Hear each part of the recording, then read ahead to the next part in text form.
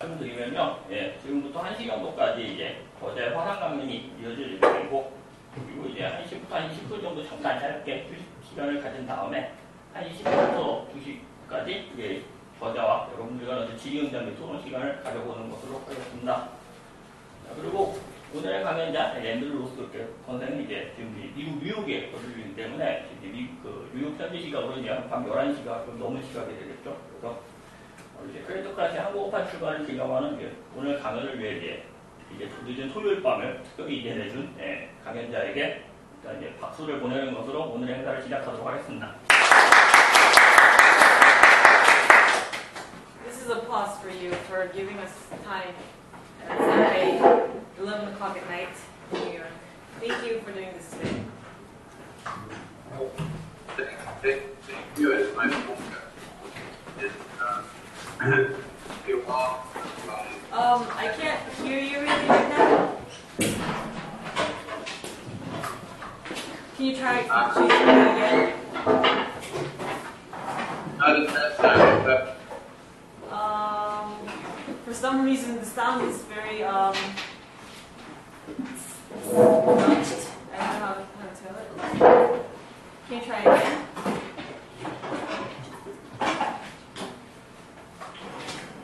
Is that any better? How does that sound? Okay. Not so good? Okay, we'll try.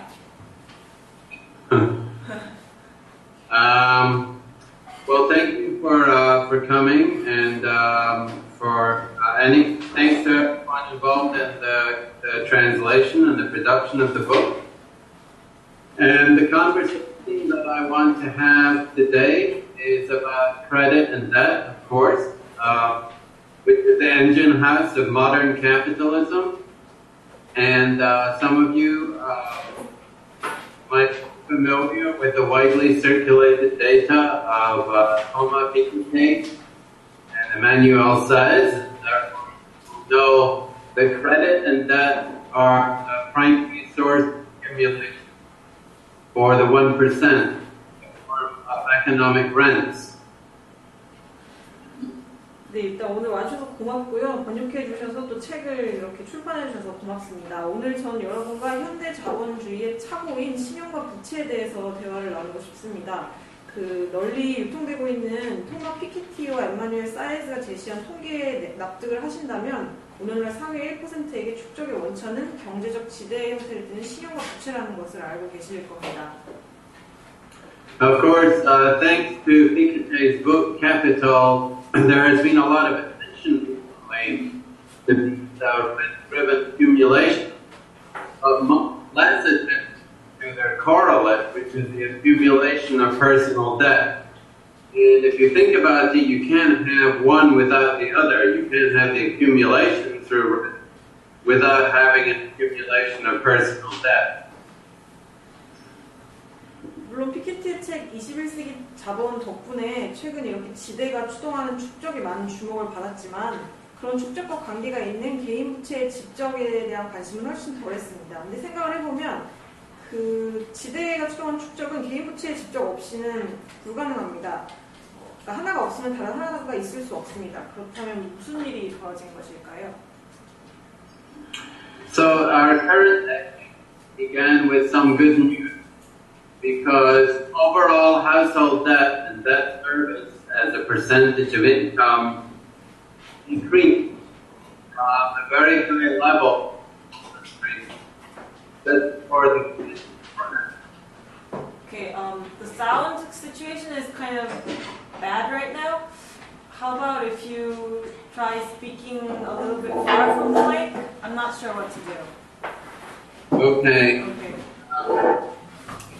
I can't get nearly half of what you're saying, so it's a problem. What should we do? I'm not sure what to do, because... Yeah. Okay, let me just translate what you just said, and then since we have the script here, we'll go through the talk and figure something out. Okay. 2010년대는 좋은 소식과 함께 시작되었습니다. 금융붕괴 직전에 하늘 높은 줄 모르고 치솟았던 가계부채와 소득 대비 가계부채 상환율은 전반적으로 줄어드는 경향을 보였습니다.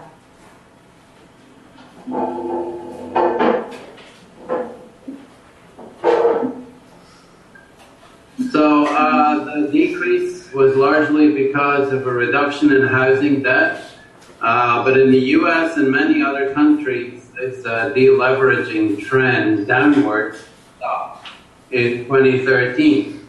And as you can see here from this graph, household debt in the U.S. began to rise again in the third quarter of 2013.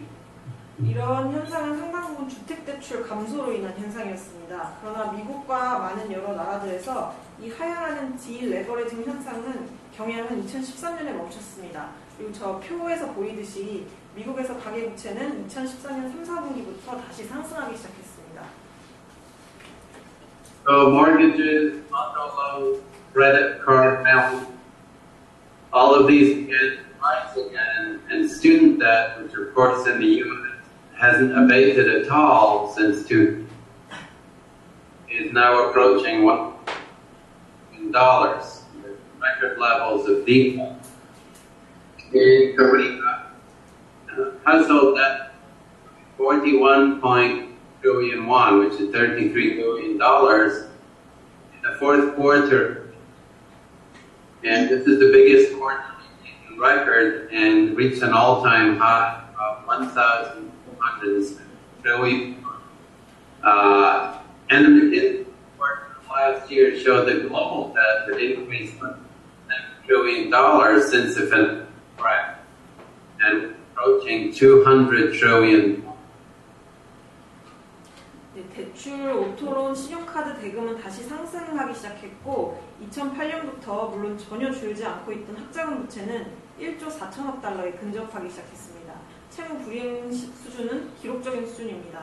한국의 상황을 보면 가계부채는 2015년 4, 4분기에 411조 원, 330억 달러가 상승해서 유례 없이 높은 수치인 1207조 원까지 올랐습니다. 공식적으로 기록된 분기 내 상승폭 중 가장 큰 상승폭을 기록한 것입니다. 그리고 지난해 맥킨지에서 발표한 보고서에 따르면 금융붕괴 이후 전 지구적인 부채는 57조 달러가 상승했고 이로써 지구적 부채는 역대 최대 수치인 200조 달러를 기록했습니다. So regardless of what the statistics say, economists have decided that the so-called debt overhang from 2008 is over and that it's safe to borrow again and that this will allow GDP growth to get back to business as usual. I don't think this is good analysis, nor is it good advice.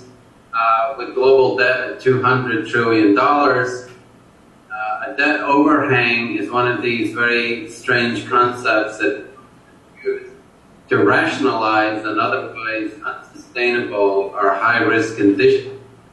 And as for GDP-driven growth, all the evidence suggests that this kind of growth is simply a recipe for ecological collapse.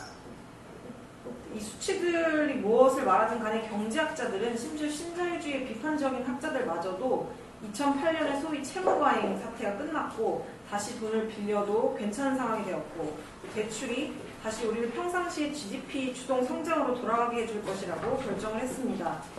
저는 이것이 옳은 분석도 아니고 좋은 조언도 아니라고 생각합니다. 전 지구적인 부채가 200조에 이르는 상황에서 말입니다. 이 채무과잉 사태라는 것은 경제학자들이 지속 불가능한 고위험의 상황을 합리화하는 데 사용하는 교묘한 개념 중 하나입니다.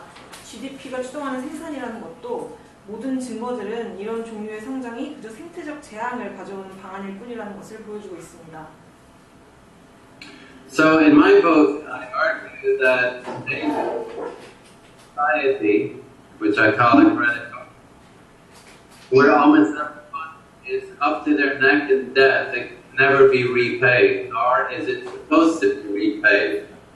And the standard liberal response to that is to say, well, that's not fair. No one should have debts that can never be repaid. And besides, why would the bank want that? But that response is to miss the point. It's very important to understand that our creditors don't want us to pay off our debts entirely for the same reason the credit card issuer don't want us to pay off our credit card balance month. 제 책은 오늘날 우리가 크레디토크라시라고 부르는 사회에 살고 있다고 주장합니다. 즉 대부분의 사람들이 절대로 갚을 수 없는 또 사실은 갚아서는 안 되는 빚에 쪼들리고 있는 상황에 처해 있다는 그런 사회라는 말입니다. 이런 상황에 대한 자유주의적인 반응은 그건 공평하지 않잖아. 절대로 갚을 수 없는 빚을 져서는 안 되지. 게다가 은행들이 그런 상황을 원하겠어? 이럴 것입니다. 그런데 이런 반응은 사실 핵심을 놓치는 것입니다. 우리의 채권자들은 우리가 빚을 다 갚기를 원하지 않는다는 것을 이해하는 게 중요합니다. 신용카드 발행자들이 우리가 우리의 카드 대금을 매월 모두 상환하기를 바라지 않는 것과 동일한 이유에서 그러합니다. If you pay off your credit card balance every month, you are at debt. That's what the industry calls it, which is a nice word. They don't want debt because revolvers are borrowers who can't clear their balance but pay the minimum with a penalty every month and never really reduce the principal. They keep on rolling over the principal. So creditors' profits come from keeping us in debt as long as they possibly can until the day we die, even beyond the grave in the case of student loan co-signers, parents. After all, once you've paid off your debts, you are no longer a source of profit. 그 업계에서는 매월 카드 대금을 모두 다 갚는 사람들을 기식자들, 데드비트라고 부릅니다. 그들이 원하는 것은 데드비트들이 아니라 회전결제자들입니다. 즉 카드 대금을 매월 다 갚을 수 없는 채무자들, 최소한의 상환만 하고 매월 수수료를 물음으로써 원금을 절대 줄어들게 하지 않는 그런 채무자들을 그들은 원합니다. 채권자들의 수익은 가능한 한 우리를 빚진 자로 두는 데서 발생합니다. 우리가 죽을 때까지 또는 학자금 부채에 연대 보증을 서한 부모들 같은 경우에는 심지어는 무덤으로 간 이후에도 말입니다. 결국 빚을 다 갚고 나면 수익 원천으로서 당신은 더는 유용하지가 않은 것입니다. So the major American banks are bigger and more profitable than they were before the financial crash. And the exposure of these derivatives alone has increased to $270 million, more than a third greater than before 2000, when these very risky bets helped to bring on the financial crash. The big six American banks collectively are a debt load of more than $9 trillion. 주요 은행들은 2008년 붕괴 전보다 더 커졌고 또 더 많은 수익을 내고 있습니다. 미국 은행들의 파생상품 위험 노출액만 하더라도 274조 달러까지 증가했습니다. 이는 저 위험한 내기의 단계적인 확대가 금융 붕괴를 재촉하던 2008년 이전보다 거의 3분의 1 이상이 늘어난 액수입니다. 미국의 6대 은행은 9조 달러가 넘는 부채 부담을 안고 있습니다. That combination of debt overhead, exposure to derivatives, very influential level economy, and very weak regulatory oversight put very high of a repeat of the 2008 meltdown. In fact, many insiders believe that an equally collapse is already in the making. And it's pretty clear that legislators have shown that they are virtually powerless to do anything. U.S. Attorney General Holder acknowledged this in testimony to the U.S. Senate before he stepped down years ago. 부채 간접 비용, 또 사기적인 파생상품 위험 노출, 국민경제 전반에 만연한 차입자본 비용, 변함없이 미약한 규제 감독의 조합으로 인해서 2008년과 같은 금융 붕괴가 재발할 위험성이 매우 높은 실정입니다. 실제로 다수의 업계 종사자들은 2008년 위기 못지않게 그런 파멸적인 몰락이 이미 준비되고 있는 것으로 보고 있습니다. 분명한 것은 미국 법무부 장관 홀더가 장관직을 떠나기 전에 몇 년 전에 미국의 상원에서 실토를 했듯이 입법자들은 은행들을 굴복시키기에는 그저 무력할 따름입니다. So owning the government has always been a prerogative for Wall Street. There may be nothing new about that. but the rise of a full-blown creditocracy is a more recent development. I argue that financialization had to creep into every corner of the economy before the authority of the credit class took on an unassailable character. In other words, it's not enough for every social good to be turned into a transactional commodity, which is what happens in a market civilization. Creditocracy, at the cost of each, has to be debt financed. When you have to borrow to survive, when indebtedness becomes the precondition, not just for material improvements in the life, but for the basic requirement itself. 이렇게 입법자들에 대한 장악이야 미국 월가의 오랜 특권이겠고 거기에는 새로울 것도 없지만 제가 주장하는 것은 전면적인 부채 지배, 즉 크레디토크라시가 출현한 것은 더욱 최근의 일이라는 것입니다. 채권자 계급의 권능이 절대적이고 확고한 지위를 획득하기 위해서는 금융화가 가계 구석구석까지 은밀히 침투를 해야 했습니다. 다시 말해서 고삐 풀린 시장혁명에서 그랬던 것처럼 모든 사회재가 시장에서 거래되는 상품으로 전환되는 것만으로는 충분하지 않다는 것입니다. 널리 거래되는 재화이든 아니든 재화 각각의 구매 비용이 부채로 조달될 수밖에 없을 때, 더 나아가 부채가 물질적인 삶의 질 향상은 물론 기본적인 생활 필수제에 접근하는 데서도 전제 조건으로 자리 잡을 때 비로소 크레디토크라시, 즉 부채의 지배는 모습을 드러냅니다. In a creditocracy, the goal is to wrap debt on every possible income stream, ensuring a flow of interest from each of them. And so what happens if you have average household debt either stagnant or falling, as it has been since the late 1990s? What happens is that fresh sources are needed for existing debt.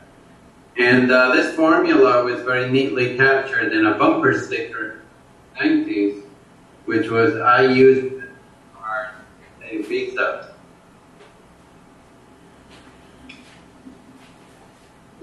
네, 크레디토크라시에서 금융업자의 목표는 모든 가능한 자산과 소득 흐름을 부채로 에워싸서 각 자산과 소득 흐름에서 안정적인 이자 흐름이 산출되도록 보장하는 것입니다. 1970년대 이래로 그러하듯이 평균 가계소득이 침체 상태이거나 점점 떨어지고 있는 상황에서 기존의 부채를 갚기 위해 추가적인 신용 공급원들이 일상적으로 요구되는 상황. 네, 이런 것을 이 범퍼 스티커 문구가 잘 드러내는데요. 나는 마스터카드로 비자카드를 막는 사람이라는 90년대 스티커 선전 문구에서 표현된 바 있습니다. So this arrangement was first institutionalized in the IMF debt trap in Global South in the 1970s, when IMF looked to repay creditors rather than to support national economic development. But for the working poor in many countries, this kind of permanent indebtedness has long been a familiar arrangement, beginning with the classic systems of feudalism, indenture, and slavery. Each of these systems of debt bondage gave birth to successor institutions like sharecropping, company scrip, and loan sharking, and their legacy is very much alive and well today on the subprime land rich finance, where payday lenders, check cashers, and other property banks all thrive. 이런 배치는 1970년대에 전지구적인 남반구를 대상으로 실시된 IMF 부채에 덧해서 처음 제도화됐습니다. 이때 IMF는 국가적인 경제 발전을 지원하기 위해서가 아니라 채권들에게 상환을 하기 위해서 채권을 발행했습니다. 이런 유형의 강요된 차입은 노동 빈곤층에게는 사실 흔하디 흔한 방식으로서 봉건제, 기한부 계약 노예제, 그런 노예제하의 전통적인 방식들보다 더 오랫동안 지속되어 왔습니다. 이 부채 노예 시스템들은 각기 분익 소작제나 회사 전표, 고리대금업 같은 동류의 후속 제도들로 이어졌습니다. 그리고 그 유산들은 소멸되지 않았으며 오늘날 비우량 고객을 대상으로 하는 프린지 금융 분야에서 광범위하게 활용되고 있습니다. But the bonds generated by household debt have all spread upwards in recent decades, and now affect the majority of the population, including 2 generations of college educated. Even those who don't have personal loans are debtors because public debt, municipal debts, is structured in such a way that the service costs of Wall Street banks are now routinely passed on to all of us in the form of austerity policy. 그러나 가계부채의 굴레는 상위 계층으로도 확산돼서 이제는 대다수 인구에 영향을 미치고 있고 대학 교육을 받은 2세대를 속박하고 있습니다. 심지어 개인적으로 빚이 없는 사람들조차도 현대사회에서는 채무자인데요. 왜냐하면 공공부채, 특히 지방채가 월가에 대한 상환 부담이 긴축정책의 형태로 우리 모두에게 일상적으로 전가되도록 짜여왔기 때문입니다. And what about the tipping point for creditocracy occurs when economic rents are no longer merely a supplementary source of income for the creditor class, but have instead become the most reliable and effective instrument for the amassing of wealth and influence. And in that respect, I think a full-blown creditocracy may be considered distinct from earlier forms of monopoly capitalism, which profits from production domination. 수혜자들의 경우에는 어떨까요? 부채의 지배로 향하는 극적인 전환점은 경제적 지대가 더는 보충적인 소득원이 되는데 그치지 않고 부와 영향력을 축적하기 위한 신뢰할 만하고 효과적인 수단으로 자리 잡을 때 출현합니다. 그렇다면 전면적인 부채의 지배는 생산 부문에서 산출된 이윤이 주를 이루던 독점 자본주의의 이전 형태들과는 뚜렷이 구별될 것입니다. So I want to say a little now about the impact on citizenship. How can a democracy survive when it is on the road to death? How can a democracy survive when the right of creditors to be made whole routinely overrides the responsibility of elected national representatives to carry popular will? And this is an arrangement that results in failed democracies all over the world. 이제 이러한 상황이 시민권에 어떤 영향을 미치는지에 대해서 잠시 얘기하고 싶습니다. 채무 노예제의 길로 접어든 민주주의 체제가 어떻게 살아남을 수 있을까? 또 오늘날 유기적 통일체를 이룬 채권자들의 고압적인 간섭이 선출된 국민 대표자들의 민의 복종 의무를 일상적으로 유린할 때, 그래서 급기야 전 세계적으로 실패한 민주주의가 출현하고 있는 상황에서 시민권에는 어떻게 되는 것일까? 이런 얘기를 해보고 싶습니다. Everywhere we look, government officials are being pressured to act as election agents or foreign bondholders, or are pressured to pass on the costs of bankers' speculative investments to the most vulnerable population. This is not just an economic arrangement, it's also a relationship of power with devastating impact on sovereignty. 오늘날에는 지구 어디에서나 정부 관료들이 외국계 국채 보유기관을 대행하는 수금직원처럼 행동하거나 은행들의 투기로 인한 비용을 가장 취약한 인구들에게 전가하라는 압박을 받고 있습니다. 이것은 단지 경제적인 배치의 문제가 아니고 권력관계의 문제입니다. 그리고 민중적 주권에 매우 파괴적인 영향력을 미칩니다. So the historical record shows that a society which didn't respect the power of the creditor class will very quickly see the onset of debt bondage and debt slavery. And the big question, are we heading down this path once again? Or is it just loose talk, rhetoric? 역사적인 기록은 채권자 기급의 권력을 억제하지 못하는 사회는 곧 채무 노예제의 출현을 목격하게 되리라는 것을 가르쳐줍니다. 그렇다면 문제는 우리는 다시 한번 그런 방향으로 나아가고 있는 것인가? 아니면 지금 쓸데없는 얘기를 하고 있고 과장된 수사에 불과한 이야기를 하고 있는 것인가? 라는 것이 지금 핵심 문제입니다. So, for example, we hear a lot about the revival of debt. We hear people speaking about student debt as a form of indenture, and we hear people comparing banking practices to the most extreme forms of youth. We've also seen a revival of interest in debt jubilee, not just developing countries, but also in the global north.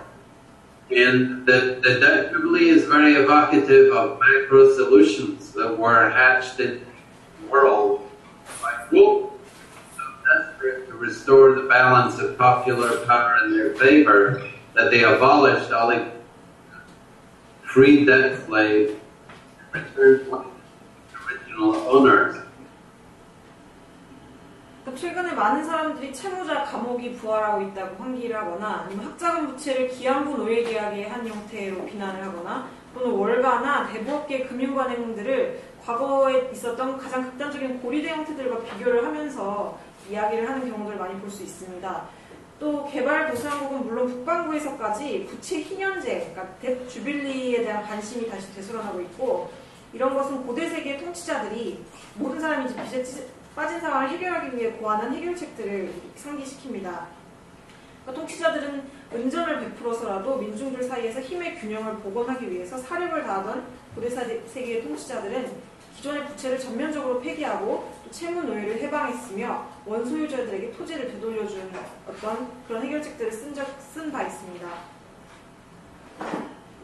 Following in the ancient tradition of the debt jubilee, activists Jubilee South movement in the 1990s and 2000s had some success repudiating the external debts of developing countries, which were caught in the debt set by the IMF and the World Bank. In my book, I argue that the time is right for a debtors movement to use the same kind of moral and legal arguments to household debtors in the global north, especially those on debt simply to gain access to social goods.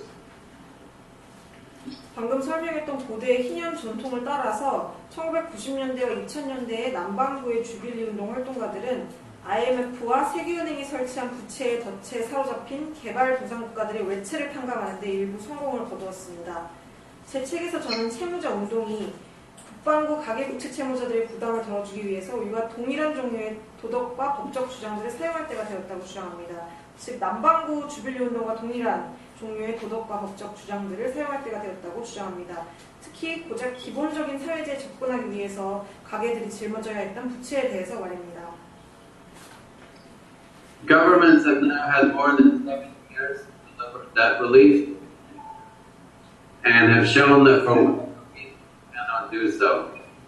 In the debt resistance movement I have participated in, we argue that people will have to take debt relief for themselves by any means necessary, mostly through forms of economic disobedience.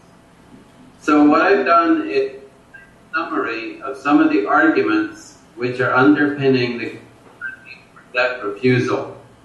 Most of these appeal to broad moral principles as opposed to quantifiable rules, but there's no reason why these principles could be applied in a way that would produce some harm.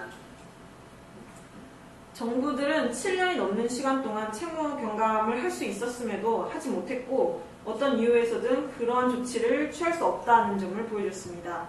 제가 참여했던 채무 저항 운동들에서 우리는 민중이 채무 경감, 채무 탕감이라는 과제를 어떤 수단을 동원해서든 스스로 해결해야 한다고 대부분 경제적인 불복종의 형태로 진행해야 한다고 주장합니다.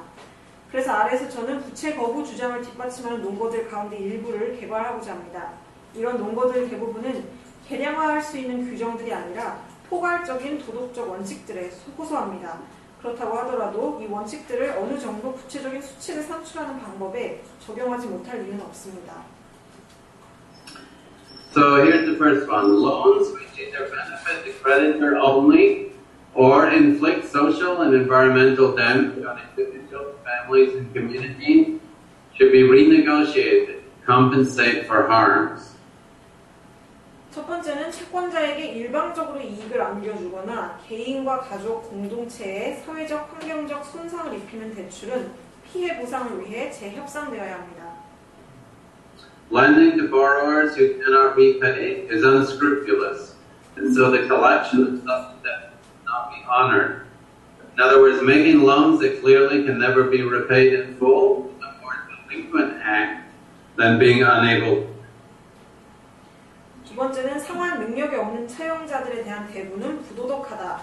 따라서 그런 채권에 대한 추심은 인정되지 않는다는 것입니다.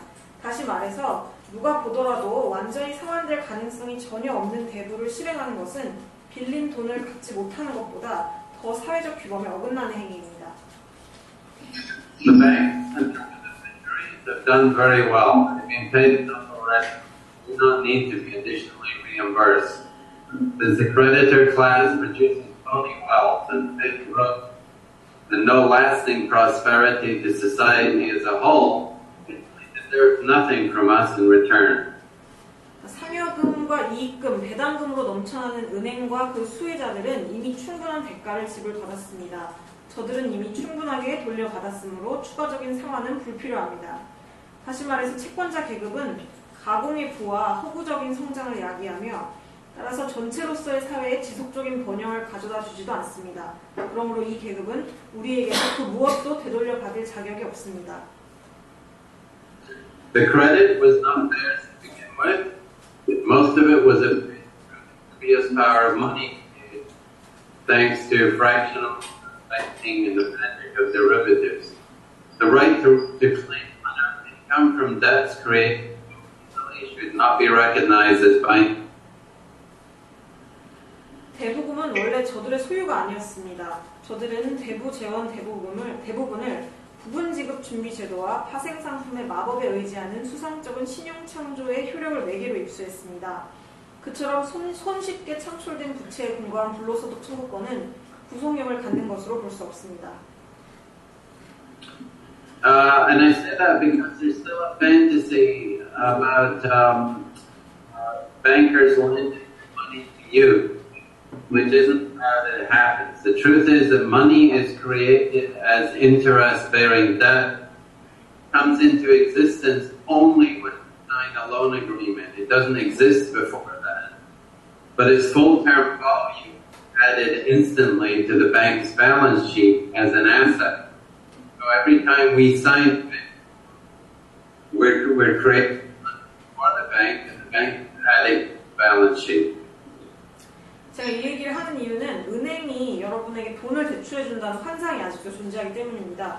사실 화폐라는 것은 이자 낳는 채권으로 창조되는데 우리가 차입자가 대부계약서에 서명을 할 때만 창출됩니다. 그런데 은행은 그 서명을 받으면 그 가치를 즉각적으로 자신의 대차 대조표의 자산으로 기입하는 것입니다.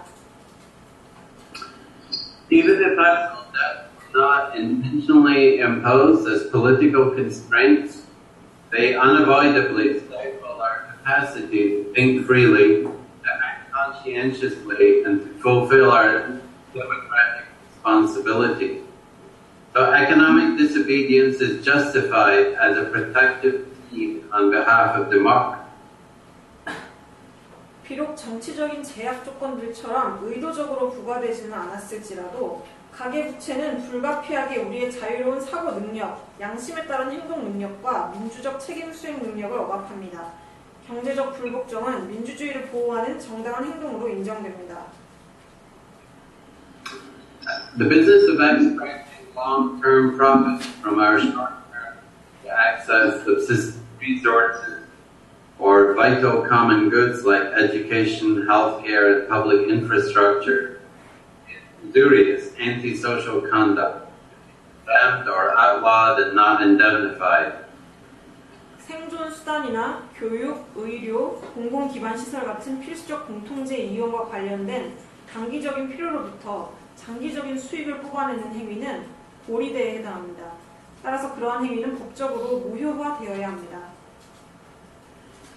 Each act of debt service should be regarded as a non-productive bank's balance sheet and a subtraction which brings wealth, adequately funds social spending, and sustains the welfare of communities. 각각의 채무 원리금 상환은 은행의 대차 대조표에 산입되는 비생산적인 이익금으로 또한 일자리를 창출하고 사회적 지출에 들어가는 적정 수준의 자금을 제공하며 공동체의 행복을 유지하는 실물 경제 부문에서 공제된 것으로 간주돼야 합니다. Obliging debtors to forfeit future income is a form of wage theft. And if the debt for incurred to prepare ourselves in mind for employment, then they should be resisted. And this applies especially to education theft. 채무자에게 미래소득의 박탈을 강요하는 행위는 임금 절도나 다름없습니다. 따라서 단지 일자리를 얻기 위한 육체적, 정신적 예비 교육 과정에서 발생한 부채는 거부되어야 합니다. 이것은 특히 교육 부채에 적용됩니다. Given the fraud and deceit practiced by bankers and the likelihood that they will not refrain from such anti-social conduct in the future, it would be morally hazardous to reward them any further. 은행가들이 자행한 사기와 협작, 그리고 앞으로 저들이 그런 반사회적 행동을 쉽게 중단하지 않으리라는 점을 고려할 때 저들에게 우리가 추가적으로 보상을 하는 것 자체가 도덕적으로 유해할 것입니다. And I say that because moral hazard is part of the arsenal of moralism that banks use to enforce their claims. It is actually more moral to deny them than to pay them back. So we have to insist on reversing the usual payback morality and turning it back upon the creditor. 제가 도덕에 대해서 얘기하는 이유는 도덕적 해이라는 것이 은행들이 자기들의 주장을 방지하기 위해 사용하는 도덕주의 무기고의 일부이기 때문입니다. 그런데 저는 그들에게 돈을 갚는 것보다 그들을 거부하는 것이 더 도덕적이라고 주장합니다. 우리는 상환의 도덕률을 뒤집어서 그것을 채권자들에게 적용해야 합니다. So these are mostly moral arguments, but if they are combined with more practical principles of measurement, it might be possible to determine which debts should be refused and which debts should be honored. And a very useful tool in this regard is the Citizens' Debt Audit, which was pioneered in the Jubilee Study to determine which of a country's external debts is and which is not. 이러한 도덕적 근거들과 더욱 실질적인 측정 기준들이 결합을 할 수 있다면 어떤 채무가 거부되고 또 어떤 채무는 이행돼야 하는지를 가려낼 수 있을 것입니다. 그리고 남반구 휘년 운동에서 처음 시작됐던 시민에 의한 부채 감사가 어떤 외채가 정당하고 또 어떤 것이 정당하지 않은지를 판명하는 데 유용한 도구가 될 수 있을 것입니다. So debt audits of not just national debts but also municipal budgets, utilities, universities, it's going to all be undertaken. The most important of all is that debtors who together with a broad movement behind them can make the strongest moral case. Negotiating with creditors on an individual might win some personal relief, but will not alter the norms of conduct that sustain democracy. Only collective action can do that. 국가부채뿐만 아니라 지방 예산이나 공익사업 또 대학에 대한 부채 감사가 모두 필요한 상황입니다. 무엇보다 중요한 것은 광범위한 운동의 활발한 지원을 받으면서 단결을 이루어 나가는 채무자들이야말로 가장 강력한 도덕적 근거를 제시할 수 있다는 점입니다. 채권자들과의 개별적인 협상이 얼마 전간의 개인적인 채무 경감을 가져다 줄 수 있을지는 모릅니다. 하지만 그런 협상으로는 부채의 지배를 존속하게 하는 행위 규범들을 대체는커녕 변경조차 이루어내기 쉽지 않습니다. 집단적인 행동이 무엇보다 필요합니다. So Creditocracy is a movement book, and it comes out of my participating in the debt resistance movement that emerged from Occupy Wall. And so I want to read this history to you. 그래서 이 책 크레디토크라시는 운동의 책입니다. 이 책은 제가 2011년 가을 미국에서 시작된 점거하라 운동에서 출연한 부채 저항 운동에 참여한 경험에서 비롯된 책입니다. 그래서 그 역사를 조금 말씀드리고 싶습니다. In November 2011, I helped to launch the Occupy Student Debt Campaign. This was a national campaign of debt refusal. Although we did not have the resources to run a national campaign, for all sorts of reasons, it reached our goal of finding 1 million debtors would collectively default. That was the goal of. But ironically, 1 million debtors did default over the course of that year, but they did so privately on an individual basis. We would be having a different conversation today if they had collectively defaulted. 저는 2011년 11월에 오큐파이 학자금 부채 운동을 시작하는 데 참여했습니다. 우리는 전국적인 운동을 벌일 자원은 물론 부족했지만 전국적인 부채 운동을 결량해서 시작했습니다. 여러 이유들로 인해서 집단적으로 채무 불이행을 선언할 100만 명의 채무자들을 찾겠다는 우리의 목표에 훨씬 못 미치는 결과를 내긴 했지만 역설적이게도 아이러니하게도 그 해에 각자 개인적으로이긴 했지만 100만 명의 학자금 채무자들이 채무를 이행하지 않는 일이 있었습니다. 만약 그들이 집단적으로 채무를 불이행했다면 우리는 오늘 다른 내용을 가지고 이야기하고 있을 것입니다. We retired the campaign in the spring of 2012. Before that, we did a lot of public education about the student debt crisis. We learned a lot about the psychology of debtors. We learned what we expect from public officials, and we also pushed that refusal into the public sphere. 2012년 봄에 우리가 운동을 접기 전에 학자금 부채 위기에 대해서 여러 차례 대중교육을 진행을 했고 학자금 부채를 진 학생들의 심리에 대해서 많은 것을 배울 수 있었습니다. 또 우리가 선출한 관료들에게서는 기대할 것이 별로 없다는 것도 배웠습니다. 그리고 우리는 채무 거부라는 개념을 공공 영역으로까지 밀어붙였습니다. In the early summer of 2012, joined with other Occupy groups to form the Straight Debt Alliance, which is focused on the interdependence of 4 categories of household debt. If you look at any household, education, medical, housing, and credit card debts are all interconnected, and it's artificial to separate them. So we adopted the red square, our badge, to symbolize 4 corners of debt. 2012년 초여름에 우리는 다른 점거라 운동 집단들과 함께 부채 타파 연대를 결성했는데 이 단체는 가계부채의 내 범주의 상호 의존성에 초점을 맞췄습니다. 즉 모든 가계에서 교육, 의료, 주거, 신용카드 부채가 이 네 범주가 모두 상호 연결되어 있고 그것들을 분리하는 게 인위적이라는 것을 보게 됩니다. 그래서 우리는 빨간색 정사각형을 우리의 배지로 채택을 하고 부채의 네 모서리를 상징하게 했습니다. Throughout the summer, we ran debtors' assemblies in New York City Park. These were very public occasions, often emotionally tense. They were occasions for debtors to cast off their shame and speak out publicly about their debts. 그해 여름 내내 우리는 뉴욕시의 공원들에서 채무자 집회를 열었습니다. 이런 집회들은 종종 감정적으로 매우 긴장감이 높은 분위기 속에서 채무자들이 자신의 부끄러움을 벗어 던지고 그들의 채무에 대해서 공개적으로 밝히는 자리였습니다. In another ritual of the movement, debt statements were publicly burned. 그리고 이 운동에서 또 다른 행위로서 부채 명세서들이 공개적으로 불태워졌습니다. And we produced an iconography of burning debt, as you can see from these.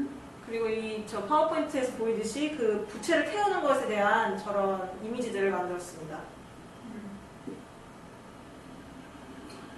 We also start on 2 collective. Well, this is the debt book. Another accessory in actions on the part of the movement. 그리고 또 2개의 집단적인 프로젝트를 하는데 더 동의를 했는데요. 하나는 월스트리트를 점거하라 1주년에 착수한 부채에 저항하는 사람들을 위한 행동 안내서 출간 작업이었습니다. The first of our collective projects was called the Debt Resisters Operations Manual, which we launched on the first anniversary of Occupy Wall. One of Wall Street's self-serving criticism is that the financial business is just too complicated for people to understand. So we wrote the manual in plain language. It offers practical advice of all kinds about how to escape debt burdens. 이 책에 대해서 좀 말씀드리면 각종 비판이 제기될 때 월스트리트의 이기적인 반응은 금융사업이 평범한 사람들이 이해하기에는 너무 복잡하다는 것입니다. 그래서 우리는 이 책을 매우 평범한 영어로 썼습니다. 이 책은 채무자들의 채무 부담을 경감시키고 그런 부담으로부터 자유로워질 수 있는 각종 방안에 대해서 실질적인 조언을 제공합니다. Aside from the practical advice, the manual also communicates that decisive will only be achieved through collective action. The manual was conceived as an act of mutual aid, and it has circulated very far and wide. Has been viewed hundreds of thousands of times. It can be still downloaded for free from the Strike Debt website. 그러나 이 책은 또 그 실질적인 조언들뿐 아니라 결정적인 결과를 얻으려면 집단 행동을 통해서만 이뤄낼 수 있다는 것을 강조합니다. 상호 부조 행위로서 출간된 이 매뉴얼은 저희 사이트에서 수백만 수천만 번 다운로드 되는 등 널리 유통되었고 지금까지도 부채타파운동 웹사이트에서 무료로 다운받을 수 있습니다. Our second big public project was the Rolling Jubilee, which project buys up distressed debt for pennies on the dollar on the secondary debt market. Instead of collecting on the debt and collection agencies do, we simply abolish the debt and relieve debtors of all obligations. And we write to the debtor that they no longer owe anything. Initially, we sent a package letting the debtors know that they were off the hook. 이 책이 출간하고 2달 지난 후에 롤링 주빌리 프로젝트를 출범시켰습니다. 이 프로젝트는 미수금 징수 대행업체들처럼 채권을 추심하는 대신 오히려 그것을 말소함으로써 빚진 사람들을 일체의 채무 부담에서 구제했습니다. 우리는 채무자들에게 그들의 빚이 탕감되었다고 편지를 쓰고 또 처음에는 작은 선물도 보냈습니다. So when we started out, we were told that we could probably get a 20-to-1 ratio on our debt buys, so that for every dollar we spent, $20 of debt. A 50-to-1 ratio very quickly and even better, stretching every dollar further. The Rolling Jubilee was a very successful project. We raised money very quickly, $500,000 in one, and eventually we raised about $750,000. And with that $750,000, we managed to abolish more than $30,000 worth of debt before we closed the project 1 year. 애초에 우리는 20대 1의 비율, 그러니까 1달러로 20달러어치의 부채를 살 수 있을 거라고 예상을 했는데 예상과는 달리 매입 비용의 50배에 달하는 부채액을 폐기할 만큼 값싸게 채권들을 사들일 수 있었습니다. 그래서 이 롤링 주빌리 프로젝트는 소식을 접한 사람들 사이에서 공감을 불러일으켰고 단 몇 주 만에 50만 달러를 모금했고 또 최종적으로는 75만 달러가 넘는 돈을 모금할 수 있었습니다. 그 돈으로 우리는 1년 전에 프로젝트를 닫기 전까지 3천만 달러가 넘는 부채를 폐기할 수 있었습니다.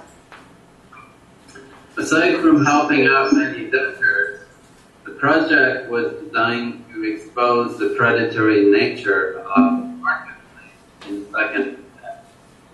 Knowing that your debt is being purchased so it alters the psychology of debtors and provides ammunition for confronting when they're threatening phone calls. You don't have the same conversation with a debt collector when you know how cheaply they have bought your debt. 이 프로젝트는 수백 명의 채무자를 구제했을 뿐 아니라 민중의 구제금융은 채권 유통시장의 약탈적인 기초를 폭로하는 데도 이바지했습니다. 즉 무슨 의미냐면 내 부채가 이렇게 값싼 가격에 판매되고 있다는 걸 알게 되면 채무자들의 심리가 바뀌며 이것은 채권 출심원들의 협박 전화에 맞설 수 있는 도덕적인 방어 수단을 제공합니다. 그러니까 모를 때와 알 때 그 출심 업체 직원과 전화 통화하는 내용이 달라진다는 것입니다. Now, actions like the Rolling Jubilee have very limited practical consequences. They are very successful in expanding our political imagination. Because that political imagination is still constrained by the fact that there is no alternative. And for people who heard about the project, just the idea that you could simply abolish that is a real eye-opener. 이런 행동들은 실질적으로 매우 제한된 영향을 미칠 수도 있지만 또 한편에서는 우리의 정치적인 상상력을 확장합니다. 왜냐하면 우리들이 여전히 그 대안은 없다라고 하는 저 혐오스러운 상투적 문구에 의해서 제약을 당하고 있기 때문입니다. 그래서 이렇게 채무가 그저 이렇게 탕감될 수 있구나라는 사실을 알게 되면 많은 사람들에게는 눈이 뜨이는 경험이게 됩니다. So what came after? Well, from the beginning, I'd encountered the very hard challenge of organizing around debt. How do you organize debt? It's quite different from organizing around wages, which isn't easy either. It's difficult. Each debtor's situation is like a fingerprint. More often than not, we don't know who we owe the money to. And so it's very difficult to get debtors to recognize their common interest or to pursue money. 주빌리 운동 다음에는 무엇이 왔을까요? 처음부터 우리는 부채에 관해서 운동을 조직하는 게 매우 어렵다는 것을 느꼈습니다. 이것은 임금을 중심으로 운동을 조직하는 것과 꽤 다릅니다. 임금 중심의 조직화도 쉬운 일이 아닌데 말입니다. 각 채무자의 상황은 각자의 지문과도 같습니다. 그러니까 대개 우리는 우리가 누구에게 빚을 졌는지 알 수 없기 때문에 채무자들이 공통의 이해관계를 갖고 있다는 점을 깨닫게 하거나 집단적으로 그것을 추구하게끔 하는 게 힘듭니다. Now, for those of you who like neat distinctions, I summarize the historical moment as follows. In the industrial era, strife over wages was central. But the grand conflict of our time, first century, is shaping up as a struggle over debt. Not because wage conflict is over, it never will be, but because debts, for most people, are the wages of the future, to which creditors claim far in advance. 깔끔한 구분짓기를 선호하는 사람이라면 다음과 같이 역사적 국면을 요약할 수 있을 것 같습니다. 산업시대에는 임금을 둘러싼 분쟁이 중심적이었다면 우리 시대의 주요한 갈등은 부채를 둘러싼 투쟁으로 전개되고 있습니다. 임금을 둘러싼 투쟁이 수명을 다해서가 아니라 앞으로도 결코 그럴 일은 없을 것입니다. 일반적으로 부채는 미래의 임금, 즉 채권자가 훨씬 먼저 청구권을 주장할 임금이기 때문입니다. Each youth surrender of a part of our life to debt slavery further consumes the labor we have not yet performed in the form of compensation we have not yet earned. And that's why I think this struggle is a natural extension of the long labor movement, and why any resolution called for level organizing at least as momentous as the labor movement in today. 우리가 우리 삶 일부를 번번이 부채를 통한 소비 재원 조달 시스템에 새롭게 양도합니다. 이렇게 해서 우리는 아직 획득하지 않은 보수로 아직 수행하지 않은 우리 노동의 결실을 계속해서 소비하는 것입니다. 그렇기 때문에 부채 거부 투쟁을 오랜 노동운동의 자연스러운 연장으로 볼 수 있다고 저는 생각하고, 진정한 해결책은 어떤 것이든 간에 적어도 전성기의 노동운동만큼이나 비상한 수준의 조직화를 요구한다고 생각합니다. So far, the people most active in the debt movement in the United States are those who have education debt. And so I want to end the presentation with a few words about student debt. 지금까지 미국에서 부채 거부 운동에 가장 적극적이었던 사람들은 학자금 부채를 가진 사람들이었기 때문에 학자금 부채에 대해서 몇 가지 덧붙이고 끝내는 것이 적절하다고 생각합니다. In the book, I argue that the use of education as a profit center has evolved as a principle of governance in the U.S. The student loan burden is not just an economic justice, it's also an instrument of social control, highly effective in stifling the optional political imagination of students in recent decades. 제 책에서 저는 교육을 수익 원천으로 사용하는 것이 미국에서 협치의 원칙으로 진화해 왔다고 주장합니다. 학자금 부채의 부담은 경제적인 부정의일 뿐만 아니라 사회적 통제의 수단이며 최근에는 학생들의 자유로운 정치적인 상상력을 억누르는 데 매우 효과적인 수단입니다. In most other industrialized countries, free college enrollment is offered either because it's an investment in their knowledge economy or because it's considered a basic right. In the U.S., by contrast, we've turned this essential social good into the cruelest of debt traps. Only those from well-heeled families, from affluent families, are able to escape this debt trap. 대부분의 다른 산업국가들에서는 대학 학비를 면제해 주는데 왜냐하면 그들의 지식경제에 대한 투자로 보기 때문에 또는 기본적인 시민권으로 보기 때문에 그러합니다. 그런데 미국에서는 이 핵심적인 사회제를 가장 악명 높은 빚의 덫으로 만들어버렸습니다. 부유한 가정의 자녀들만이 여기서 탈출할 수 있습니다. The heaviest burden falls on low-income students, minorities, and those from first-generation immigrant families. Lack of access to information and advice makes it very easy prey for lenders and unscrupulous admissions officers. One of the most righteous demands of the civil rights movement was that university doors be fully open to minority students and denied the fruits of higher education.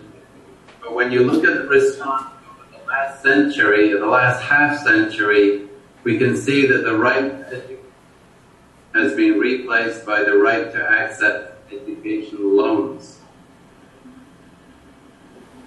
가장 무거운 부담을 지는 사람들은 저소득층 학생들, 또 소수자들, 그리고 1세대 이민자 가족의 자녀들입니다. 그들은 정보와 금융 자문에 대한 접근성이 부족하기 때문에 대부 업체들과 부도덕한 입학 담당관들의 먹잇감이 되기 십상입니다. 시민권 운동의 가장 정당한 요구들 중 하나는 대학 교육의 문이 고등교육의 과실에 접근할 수 없었던 소수자 학생들에게 전면적으로 개방돼야 한다는 것이었습니다. 그런데 지난 반세기 동안 대응이 어떠했는가를 살펴보면 주거권이 대출에 접근할 권리로 대치된 것과 마찬가지로 교육권은 학자금 부채에 접근할 권리로 대치됐다는 것을 알 수 있습니다. Let me just repeat that formula. The right to education over the last half century has been replaced by the right to access education loans. And we've seen the same formula in the housing sector. The right to housing has been replaced by expanding the right to access mortgage loans. 다시 한번 반복하겠습니다. 주거권이 대출에 접근할 권리로 대치된 것과 마찬가지로 교육권은 학자금 부채에 접근할 권리로 대치됐습니다. We've delivered a generation of two of our students into a condition that's not seen as akin to indenture. Indenture is a very strong word, and some people find it a very distasteful analogy, but insofar as it's right to need to go into debt in order to labor, I think it might be an accurate description. 일부 사람들은 기한부 노예 계약과 유사한 것으로 이제 우리가 두어 세대의 학생들을 배출했다고 그렇게 얘기를 합니다. 이 기한부 노예 계약, 인덴처라는 단어는 어감이 센 단어이고 어떤 사람들은 좀 불쾌한 비유 이상이 아니라고 생각하지만 노동을 하기 위해서는 빚을 져야 할 필요가 있는 이 상황을 설명하는 그런 상황을 설명하는 한 정확한 단어 선택이라고 할 수 있습니다. An ever larger share of the potential wages of workforce entrants now goes to servicing a debt taken on simply to prepare themselves for employability and meet the basic mental and physical requirements demanded for modern knowledge work. 노동시장 신규 진입자들, 특히 대졸자들은 지금까지 스스로 고용 적격성을 갖춰야만 했습니다. 그러니까 이 노동인구의 잠재적인 임금의 점점 더 많은 부분이 자신들을 고용 적격하게 만들고 또 현대사회의 지식노동에 필요한 기본적인 정신적, 신체적 필요 조건들을 충족시키는데 빚을 지기 위해서 쓰여집니다. And here I'm not just talking about student loans, I'm also talking about the money that's required for healthy diet, the money that's required for well-tempered knowledge worker, required for medication, stress, and preventive care.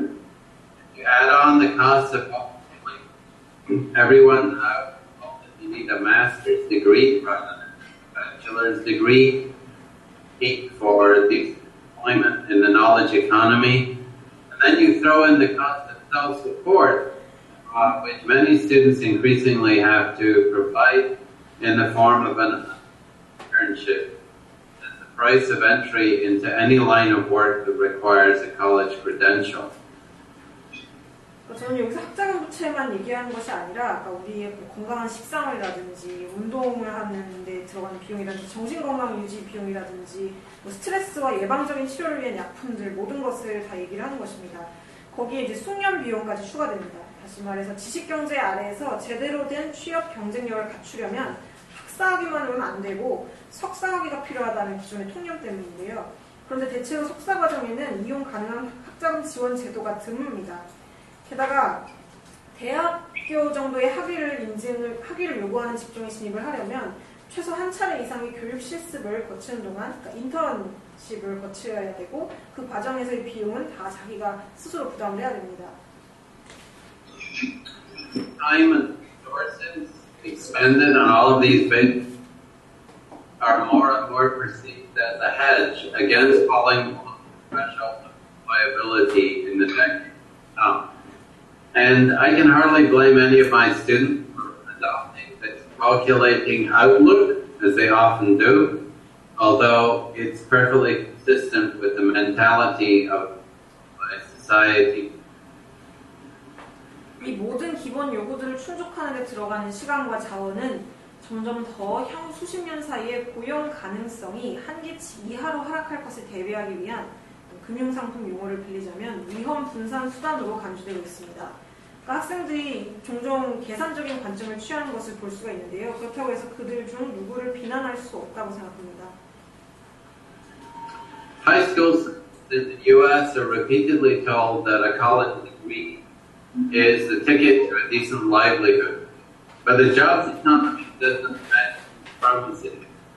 In the U.S., we've all heard the statistic that job seekers with a college degree will earn twice as much on average as those with a high school diploma. But you don't hear this very often. Now, less than 30% of the U.S. jobs available actually do require a college degree. By one estimate, almost half of employed U.S. college graduates are currently in jobs that require less than a 4-year college degree. 고등학생들은 학사학위를 따면 안락한 삶으로 진입할 티켓을 갖는 것과 마찬가지라는 말을 듣지만 사실 직업 경제의 현황은 그런 빛나는 약속과 어울리지 않습니다. 미국에서는 학사학위를 가진 구직자들이 평균 고등학교 졸업자들보다는 평균적으로 2배 정도 소득이 높다는 통계를 모두 들어봤습니다. 그런데 미국의 직업들 중에 학사학위를 실제로 필요로 하는 직업은 30% 이하라는 통계에 대해서는 듣기 힘듭니다.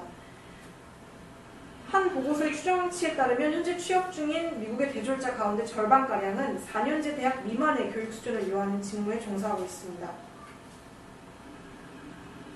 So the general picture of supply and demand here is the reduction of college graduates.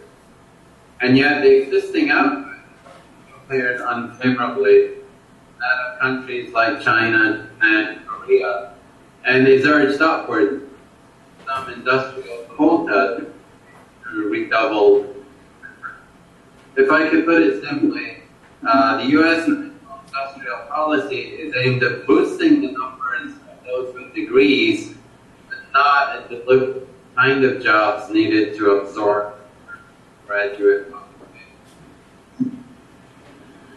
수요와 공급의 일반적인 그림을 보면 미국에서는 대학 졸업자의 과잉 생산이 일어나고 있다는 추정을 하게 됩니다. 그러나 현행 생산량이 중국이나 일본, 한국과 비교를 하면서 비판적인 방식으로 비교가 되고, 그러니까 즉 적다는 비판이 나오고 노력을 더하면 달성할 수 있는 무슨 산업적인 할당량처럼 끌어올려집니다. 단순하게 말해서 미국의 국가적인 산업 정책은 학위 소지자의 숫자를 높이는 데 목표를 두고 있지 그 잉여 학위 소지자 인구를 흡수할 안정적인 직종들을 만들어내는 데 있지 않다는 것입니다. If there is is a mismatch between the output of graduates and the availability of jobs, and increasing the degree growth targets will only expand and deepen the debt trap. The only solution in this capacity is to take return on investment out of the picture, break the mentality of education as a vocational, utilitarian contract, and to join the long industrialized countries who see it differently. Treat education as a vital public good and not as a vehicle for creditor profit. 그러니까 졸업자들의 산출량과 그 기능에 적절한 직종들의 숫자 간의 만성적인 부조화가 이처럼 있다면 학위 소지자의 숫자를 늘리는 그 목표량을 더 높이는 것은 빚의 덫을 더욱 확장하고 심화할 뿐입니다. 유일한 대안은 미국이 이 전체적인 그림에서 투자 수익률이라는 요소를 삭제함으로써 교육은 어떤 거래 계약, 직업 계약, 실리적인 계약 같은 것으로 보는 사고방식을 깨뜨리고 교육을 신용으로 인한 수익 수단이 아니라 핵심적인 공공재로 취급하는 다른 수많은 산업 국가들과 마찬가지 입장을 택하는 것입니다. So let me end by describing what we've done most recently. One of our goals has always been to form a debtors union, and last year circumstances are to make a pilot debtors union project possible. We met some students from a for-profit college network, these colleges, and obviously, and were angry now to pay back their government debts. 마지막으로 우리가 최근에 한 활동들을 짧게 설명하면서 마치겠습니다. 우리의 목표 중 하나는 항상 채무자 연대를 결성하는 것이었는데 작년에 그러한 것에 시험 프로젝트 가동을 가능하게 한 상황이 있었습니다. 그 파산한 영리 대학 네트워크인 코린티안 컬리지즈라고 하는 곳에 학생들 몇 명을 만나게 됐습니다. 그들은 사기를 당한 게 분명했고 정부에게 진 부채를 거부할 정도로 화가 나 있었습니다. With our help, we organized sufficient numbers to declare a debt strike. In the meantime, we discovered a legislative loophole that allows federal debt to be discharged if they have been given fraudulent information by their colleges. We helped thousands of these students file claims with the Department of Education. 우리의 도움으로 그 학생들은 부채 파업을 선언하기에 충분한 숫자를 조직했습니다. 그러던 중에 우리가 발견한 것은 어떤 법률적인 구멍을 발견했는데 그러니까 학생들에게 대학에 관해서 사기적인 정보가 제공되었을 경우에는 학생들의 연방 부채가 면제될 수 있다라는 그런 법률적 구멍을 발견했습니다. 그래서 우리는 수천 명의 학생들이 교육부에 탄원을 넣을 수 있도록 도왔습니다.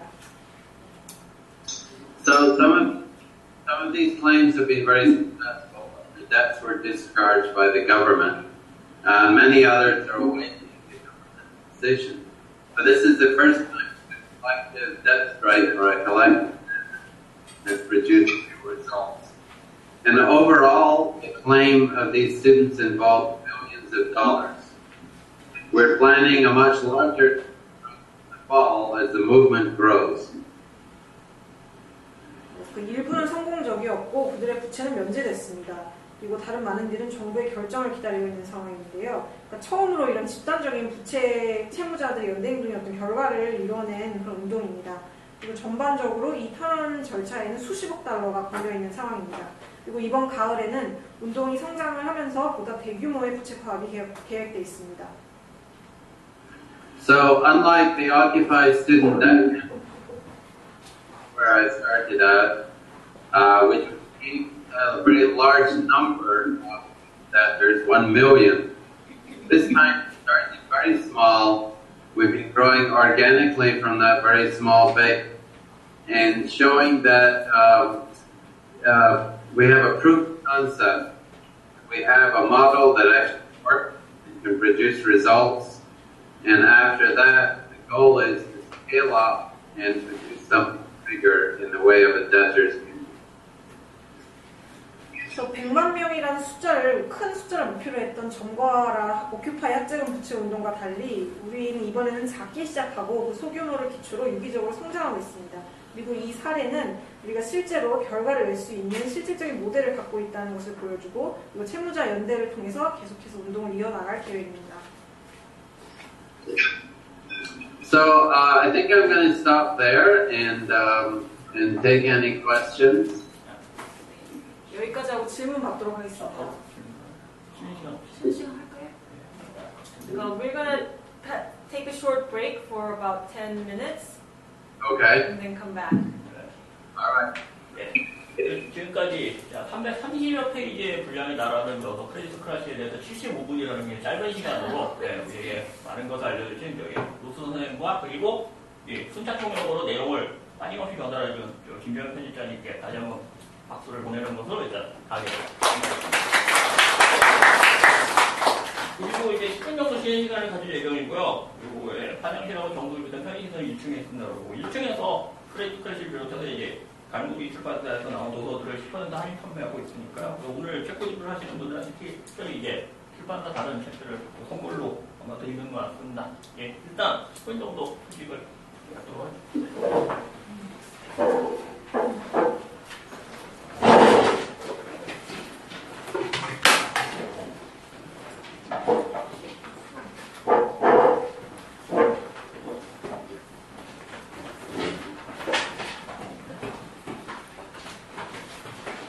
Andrew?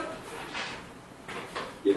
Yeah, I find that if you speak in long paragraphs, Yeah. I can't hear you. So, can you please speak in maybe short phrases, a couple words at a time during the question session? Okay. I'll try to do that. Yeah, if it becomes long, they're deleting your words. Okay.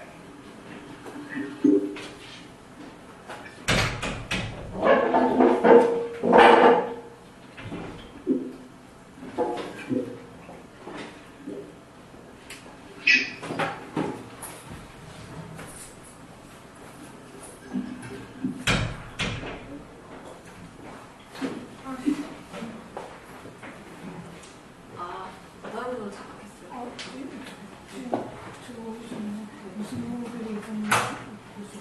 그런 거는 지금 저희가 나중에 허락받고 위에 올리거나 그래요? 대충 보면 나중에 영상도 올릴 거예요. 어디에요?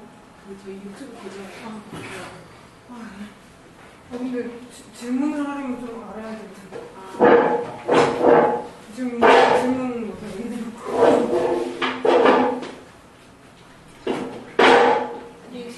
네, 벌써 가요? 이제부터 재밌는데? 커피 같은 거 하는 곳이었나요? 네, 커피는 여기서는 없어요. 위에 정수기만 있어요. 물 나가서. 6층입니다. 1층이요. 1층.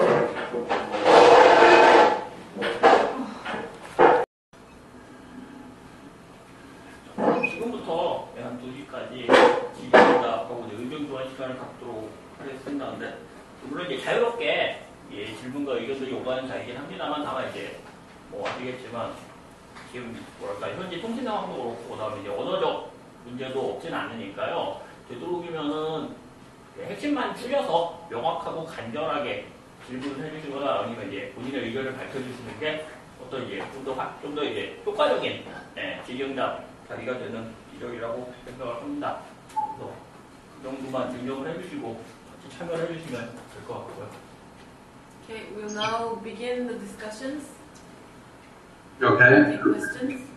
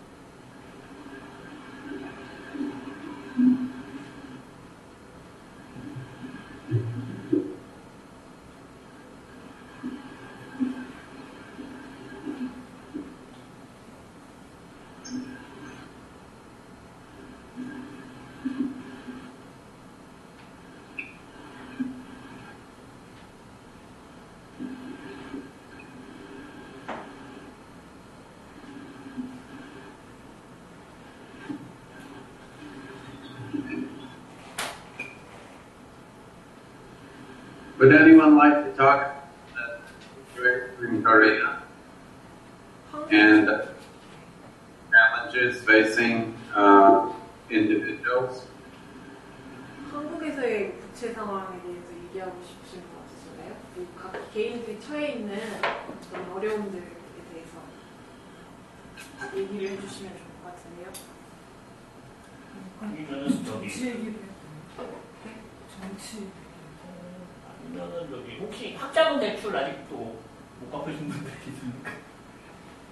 스튜던트 대학 한번 여기 그 뭐지 여기 이제 미국 대학생들 얘기가 나왔으니까 아예 본인의 뭐 케이스만 얘기할 건 아니고 보통 이제 적어도 이제 4년 동안 학사학위를 취득하기 위해서는 어느 정도 이제 부담이 되는지도 말씀을 해주시면 좋을 것 같고요. 제가 본 케이스 중에 10년 넘게 15년 걸려서 상환하는 것도 봤어요.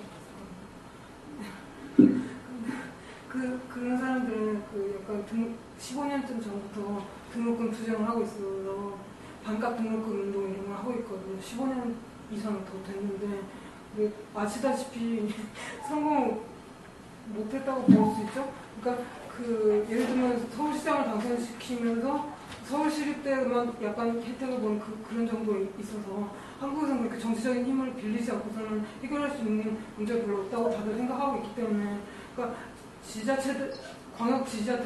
지방자치단체장이나 아니면 국회의원이라든가 지방의원, 광역의원 이런 사람들 당선시키지 않고서는 그러니까 실제로 연대해서 운동으로 발전시켜서 해결되는 게 아니라 누군가가 힘 있는 자리에 올라가서 우리 얘기를 대변해야 된다는 그래야만 뭐가 생산적인 해결책이 나온다 그렇게 다들 생각하고 있어서 지금 이번에도 총선에 여러 단체, 여러 취약계층들이 자기 목소리를 대변할 그런 정치인을 국회에 입성시키려고 그렇게 노력을 많이 했는데 아시다시피 다 실패했고요.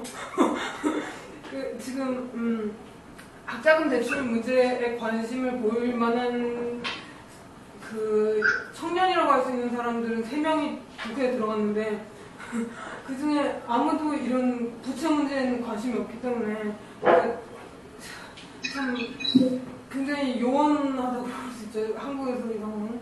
그러니까 미국은 그렇게 풀뿌리 자치 운동 이런 게 잘 돼 있는지 모르겠는데 한국은 정말 현실적으로 정치인을 배출시키는 건 많이 정말 해결책이라는 생각을 그렇게 다들 진짜 그렇게밖에 제가 생각하기도 그렇거든요. 근데 어떻게 해야 될지 진짜 4년 후에도 막막하고 다음 선거에도 진짜 그런 사람이 국회에 들어가거나 지자체에서 선전해줄 거라고 기대하기가 굉장히 어려운 상황이기 때문에 이 상황에서 어떻게 우리가 뭔가를 할 수 있을지 그게 참 혹시 뭔가 불쌍한 한국을 위해서 조언해 주실 게 있다면 좀 해주셨으면 좋겠습니다. 그러니까 이제 미국식의 그런 이 기층 연대운동만으로는 한국의 상황하고는 너무 이제 안 맞기 때문에 연대운동 사실 그 주거권 문제라든가 부채 문제라든가 그것도 10년 전부터 하고 있거든요. 근데 전혀 해결된 게 없죠. 그리고 앞으로 해결될 가능성이 없어 보여요. 현실 정치권에 힘을 주지 않는다면은 여전히 수 없는 문제라.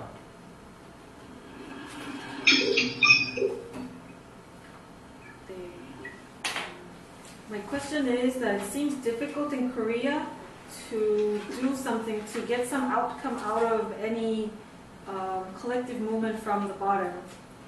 It seems like the only feasible solution would be to elect the officials that I want into Congress and send them to Congress. And that seems like the realistic solution. But in Korea also there has been a movement since about 10 or 15 years to diminish the college tuition fees to 50% of the current fees. But it hasn't worked. It hasn't gained fruitful solutions yet. So it's just really hard to get a positive prospect of what we can do in this situation. So if you have any advice to our society?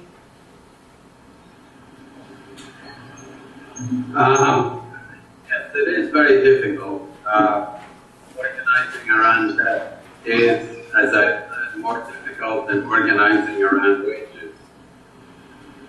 예, 아까 말씀드렸듯이 임금을 둘러싸고 조직화하는 것보다도 부채를 가지고 운동을 만드는 것이 더 힘듭니다. We had decided that there was very little point in getting lawmakers, politicians, elected officials. 그러니까 우리는 입법자나 정치인이나 그런 어떤 선출된 공직자들에게 뭔가 기대를 하는 것은 별로 큰 의미가 없다고 결정을 했습니다. Because they simply are not in a position to make changes, because they, the creditocracy, the creditor class, is in charge of the political process. It has a stranglehold on the political process. 왜냐하면 그들은 변화를 일으킬 수 있는 위치에 있지가 않기 때문입니다. 크레디토크라시에서는 채권자 계급이 입법자들을 옥죄고 그들을 좌우하기 때문에 그들은 실질적으로 입법자들이 실질적으로 할 수 있는 게 없습니다. And yet, 3 years later, in the current presidential campaign, the two leading candidates on the Democratic side have been talking about tuition-free education or debt-free education. 그런데 그로부터 3년이 지난 오늘날 미국 대선에서 민주당의 두 후보는 무상 대학 교육이나 부채 없는 대학 교육에 대해서 이야기를 하고 있습니다. And 3 years ago, that would have been unthinkable. 3년 전에는 생각할 수조차 없었던 그런 일입니다. So the cumulative pressure of public opinion about the student debt crisis has really had an impact at high levels of the political process. 그러니까 그동안 축적된 그 학자금 부채 심각성에 대한 대중의 의견이 어떤 정치적인 과정에 영향을 정말 미친 것입니다. Whether the rhetoric of the campaigning will translate into effective public policy remains to be seen. 그 선거운동의 수사가 실질적인 공공정책으로 이어질지는 아직 미주수입니다. But I will say this, the national economic managers, I think this is probably Korea, national economic managers are very concerned about how to maintain our society. Okay, I didn't get a lot of that sentence. The national economic managers, did you say? National economic managers are very concerned about how to and a consumer economy. How to sustain a consumer economy. Yeah. 그 국가 경제를 관리하는 사람들은 이 소비자 경제를 어떻게 지속시킬 수 있는지에 대해서 관심이 많습니다. If students are graduating with high debts so that they can't afford to buy a house, they can't afford to raise a family, they can't afford to buy cars, these are the basic pillars of a consumer society. 학생들이 졸업을 하면서 빚을 지고 졸업을 하기 때문에 집을 살 수도 없고 가정을 꾸릴 수도 없고 차를 살 수 없는 상황인 게 그들에게 걱정거리인데요. 왜냐하면 이런 것들이 그런 소비자 사회의 가장 그 주요한 기둥들이기 때문입니다. And this is one of the reasons why they are deciding, or in the process of deciding that something has to change, simply for economic reasons. 이런 단순한 경제적인 이유로 인해서 뭔가가 바뀌어야 된다고 그들이 결정을 하게 되는 것입니다. The reason that we would favor, which is that you have to have an active citizenry, an active educated citizenry, free of a debt burden, is obviously not what that they're concerned about. 우리가 원하는 것, 그러니까 뭔가 활동적이고 적극적인 그러니까 교육을 받은 시민들, 부채가 없는 시민들로서 살고 싶다는 우리의 요구는 물론 그들의 걱정거리는 아닙니다. But overall, I think the message we've been most interested in sending is the effective nature of collective action. 지금 전반적으로 우리가 전달하는 데 성공하고 있는 그런 메시지는 집단 행동의 효과입니다. 효과가 있다는 것입니다. And that you cannot have a free without a democratic right to free education. 그리고 자유로운 시민들은 그 without a right to free education, Right. Yes. 무상 교육에 대한 권리 없이는 존재할 수 없다라는 것도 우리가 이제 이야기를 계속 해왔습니다. So it's a political argument rather than the economic argument that is the proper one. 다시 말해서 보다 적절한 것은 경제적인 주장보다는 정치적인 주장입니다.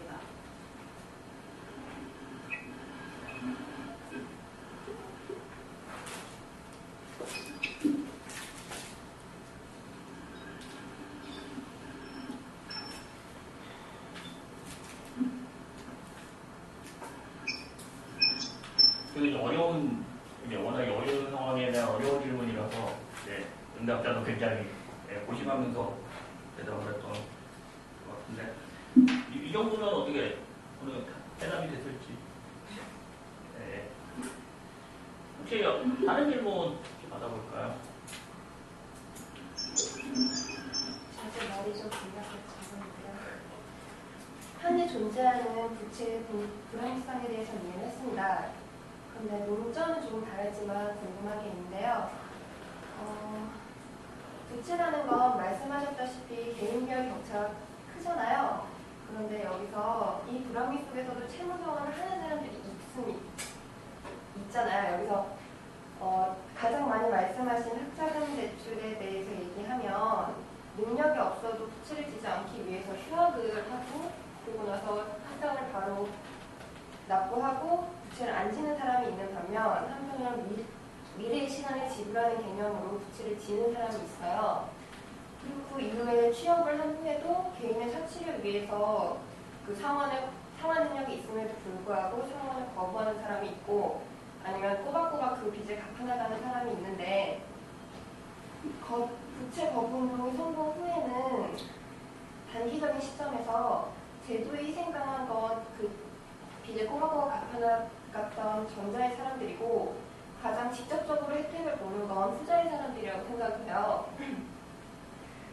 이것은 부채 거부 운동에 대해서 제일 처음 일반인들이 접했을 때 제일 처음 거부 반응을 일으키는 요점이라고 생각을 하는데 그럼 이 부분에 대해서 어떻게 생각하시는지 알고 싶어요. I understand the injustice of the current debt system, but in a different perspective, I'm curious about one thing. As you said, the debt situation is very different by each individual. So if you look at student debt, there are people who try in their difficult situations to pay off their debts. For example, they take a leave off from school and they work to pay off their debts, their student debts. And other people, they think of it as paying their future time, so they don't pay during university, they're enrolled in university and they get a job after graduating, and even after they get a job, they don't pay because of their own consuming habits, bad consuming habits. So if, for instance, the movement of the debt refusal is successful, the main beneficiaries of that movement will be the people who have not paid their debts until then, and there will be sacrifice for people who have already paid off their debts. And this kind of logic would be the general feeling of rejection that most people get when they first hear about this debt refusal movement. So what can you say about this?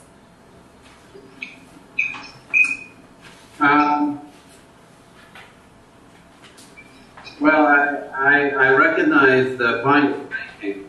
I would say that it's not the most common response. And I think if you ask parents of working class families, middle class families, whether they would want their children to have free access to a good education system, they would all say yes. 일단은 생각이 전개되는 방식은 이해를 하지만 가장 흔한 반응은 아니라고 생각합니다. 그러니까 노동계급층의 부모들이나 중산층 부모들에게 당신의 자녀가 무상 교육을 받기를 원합니까? 라고 물었을 때는 대부분 다 그렇다고 답을 할 것입니다. And again, I think it's the overriding political issue that is the salient one here. In the U.S., in the 19th century, National Economic Advisor decided to fully fund K through 12 educational systems, like elementary school and high school.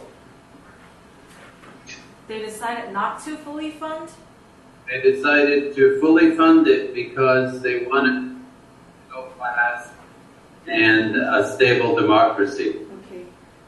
다시 한번 말하자면 이 정치적인 이슈라고 생각하는데요. 미국에서 19세기에 국가 경제 지도층은 유치원부터 고등학교 졸업할 때까지의 교육 과정을 무상 교육화하기로 결정을 했습니다. 왜냐하면 안정적인 경제를 유지하고 싶었기 때문입니다. And I think in the 21st century, we need to make the kind of decisions about extending funding to higher education, to the tertiary education. Is essential to middle class. Expanding the free education to higher education is necessary for the middle class? Necessary in the 21st century.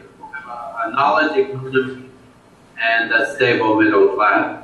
그리고 21세기에는 어떤 안정적인 중산층 형성을 위해서는 고등학교를 지난 고등교육까지, 대학에 이르는 교육까지를 무상으로 전환하는 것이 필요하다라고 생각합니다. But I would say also that it's necessary if you want to have a citizenry act conscientiously, fulfill their democratic responsibilities.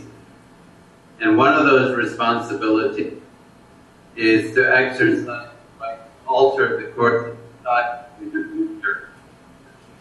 One of those responsibilities is to exercise the right to alter the course of society in the future. 안 들리는데요.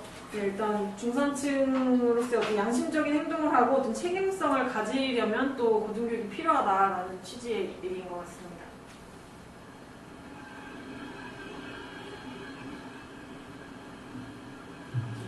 이 정도는 답변이 되는 거예요. 네, 그러니까 결론적으로 미래를 위해서 불합리한 거를 지금 끊어내야 된다는 그런 말씀이신 거죠? If you could summarize what you just said, it would be that for the future, we have to stop the injustice now. Would that be adequate?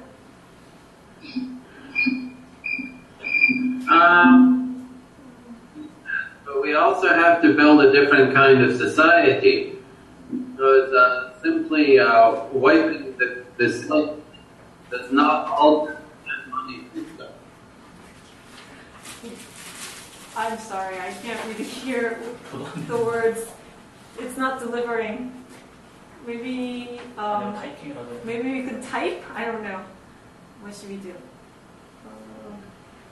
파워포인트 끝났으면 타이핑을 하는. Can you try one more time? We need to build an alternative economy. Right. Run on socially productive credit.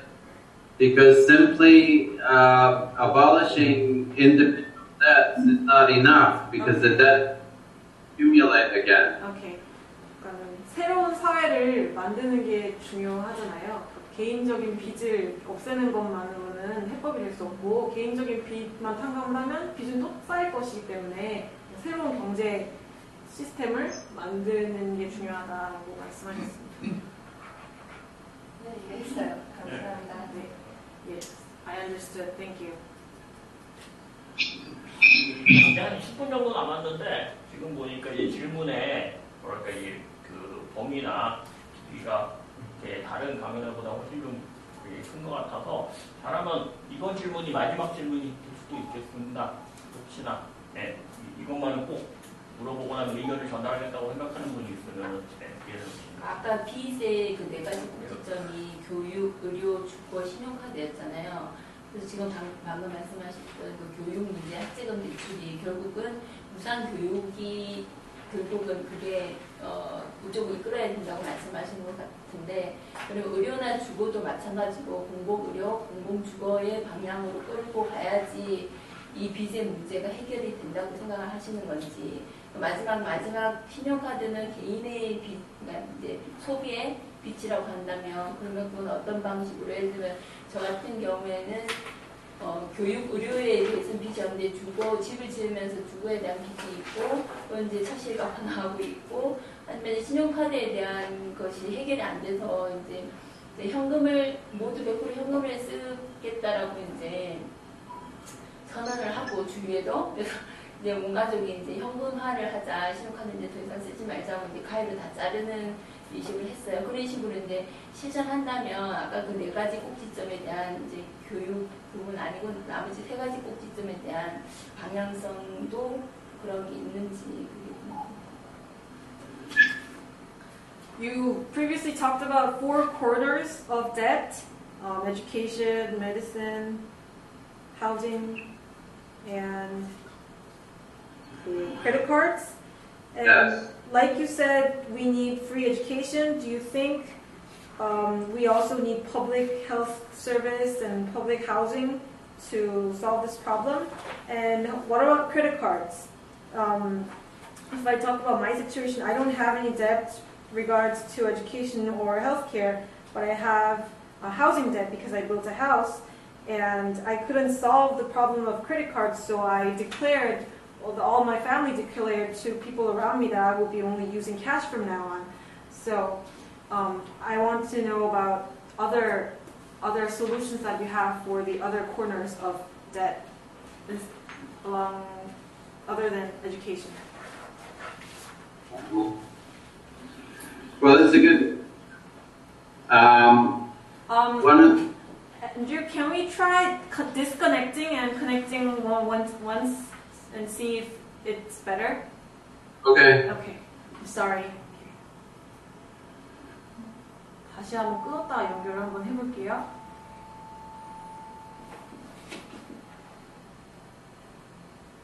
저걸 좀 끊어주시겠어요? 예? 저걸 끊어주시겠어요?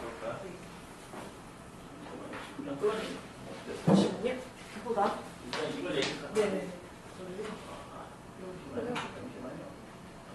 Now is that better? Okay, we turned off the other connection and try connecting with you with this. Okay.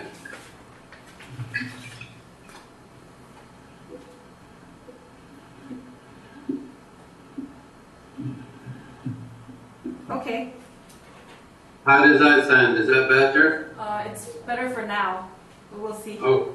Okay. Okay.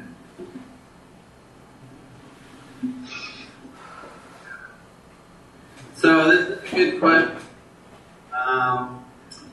We decided that sort of focusing on student debt loan artificial. Focusing on student debt is artificial?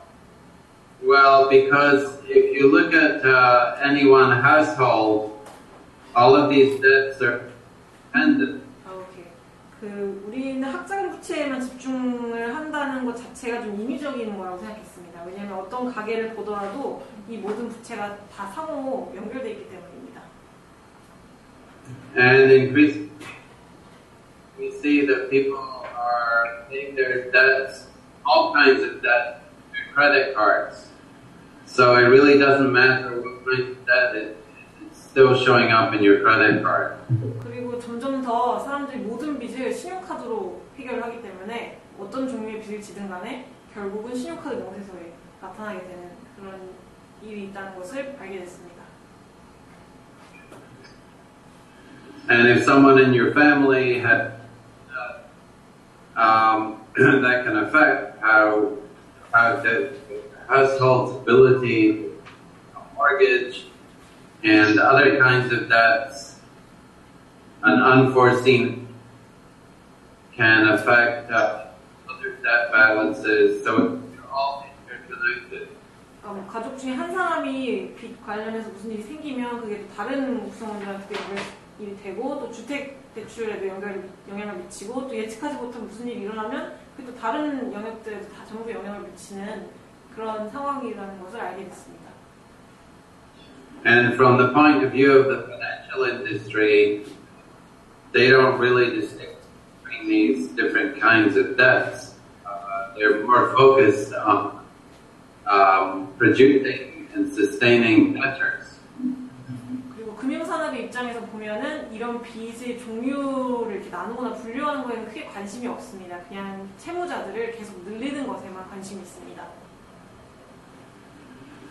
So that's why we chose the interdependence of debt. 그래서 우리가 그 빚의 상호 의존성을 이야기하기로 한 이유입니다. And one of the models for organizing debtors' union was to try and organize a union of debtors within each bank. 그리고 그 채무자 연대를 조직을 할 때 우리가 목표로 두었던 것은 각 은행의 채무자 연대를 별도로 조직하자 이런 것이었습니다. Because then you have power over the bank.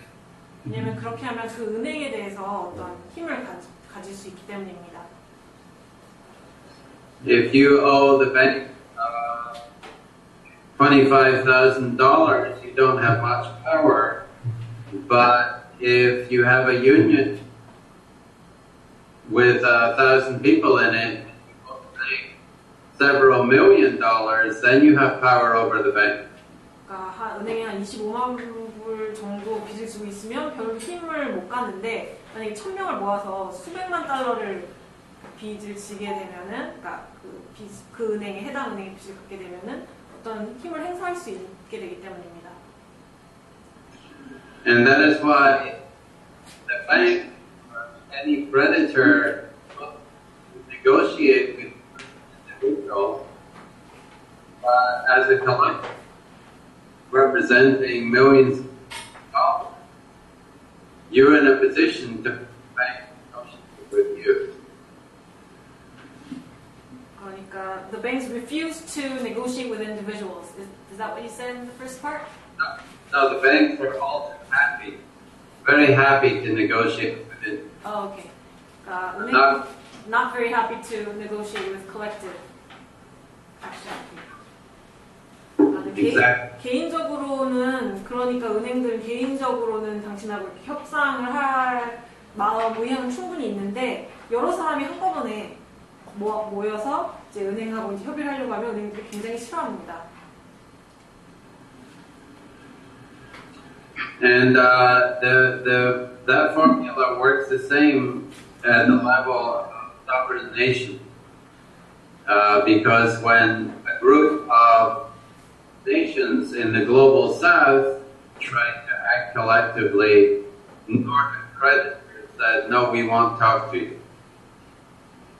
이거는 주권국가 차원에서도 마찬가지인데요. 그 전주를 남반구의 여러 국가들이 뭉쳐가지고 이제 그런 금융기관들한테 우리 얘기 좀 합시다라고 했을 때 그들은 거부를 했습니다. So I think the lesson is very clear. 그래서 결론은 굉장히 명확하다고 생각하는데요. That collective action is the only effective. 집단 행동만이 유일하게 효과적인 수단이라는 것입니다. And finding people who share situation as you is a big challenge. 그리고 당신과 똑같은 상황에 처한 사람들을 찾는 것이 가장 큰 도전입니다. But we have very technology. 우리는 지금 매우 효과적인 기술을 가지고 있다. 사람을 모을 수 있는 효과적인 수단을 가지고 있다는 얘기를 하시는 것 같습니다. And it should not be people who share exactly the same situation as this. 그리고 여러분이 처한 동일한 상황에 처한 사람들을 구하는 것이, 찾는 것이 그렇게 어려운 일은 아닐 거라고 봅니다. And then act together in concert with them. 그리고 그들과 같이 함께 행동을 만들어가는 것도 그렇게 어려운 일은 아니라고 생각합니다. 예. 이게 어느 정도 답변이 됐는지. 아까 저기 손두분인데 정말 마지막 질문으로 나가야 될 것 같네요. 그 미국에서 은행 대출을 해주신다면 그 채권 출신하는 분이 은행 직원인가요?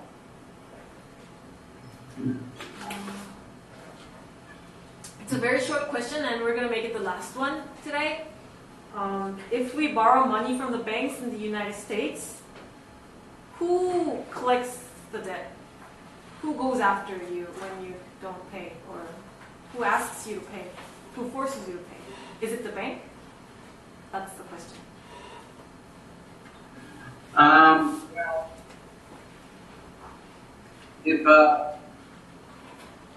it looks as if you are not paying back your money, then the bank will sell your debt. Bank will Sell your debt. sell your debt. 만약에 빚을 안 갚는 것처럼 보이면 은행이 당신의 채권을, 그러니까 자기 갖고 있는 당신에 대한 채권을 팔아버린다고 합니다.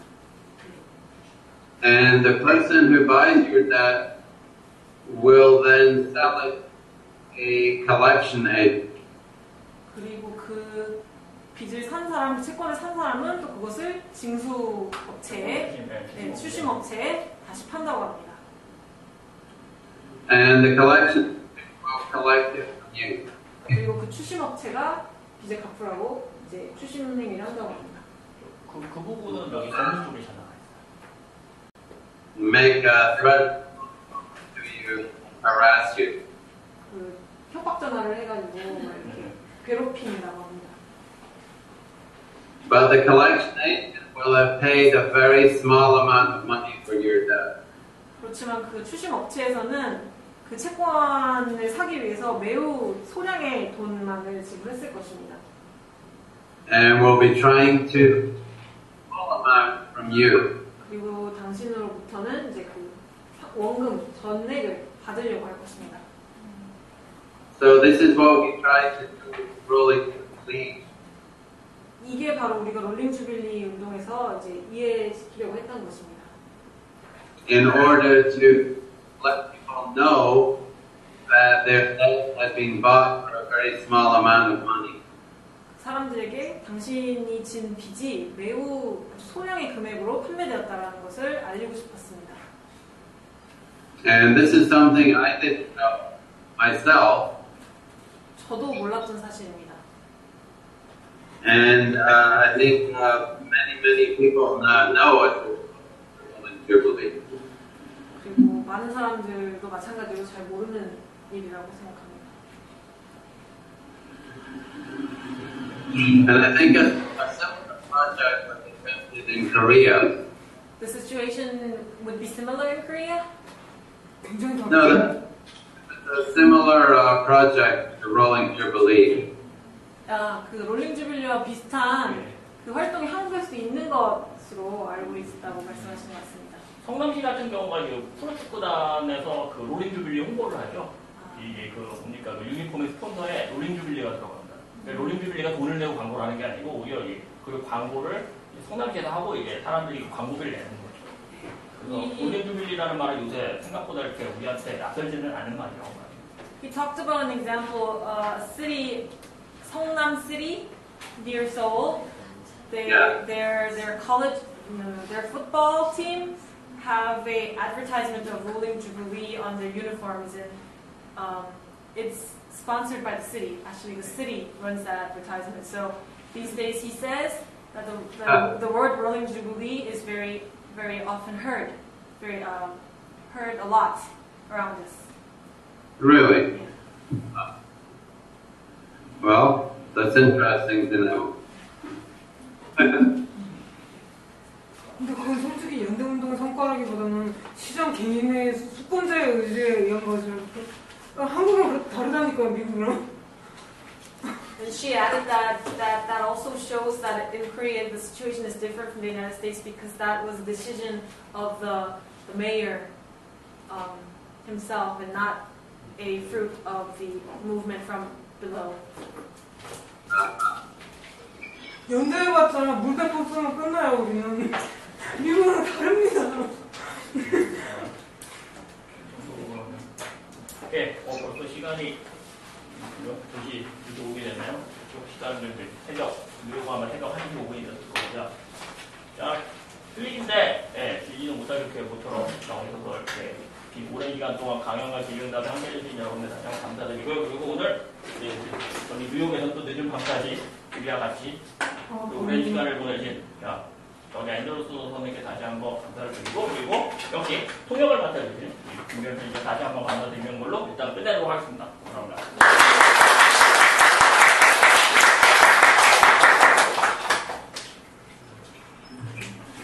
Do you have any last words?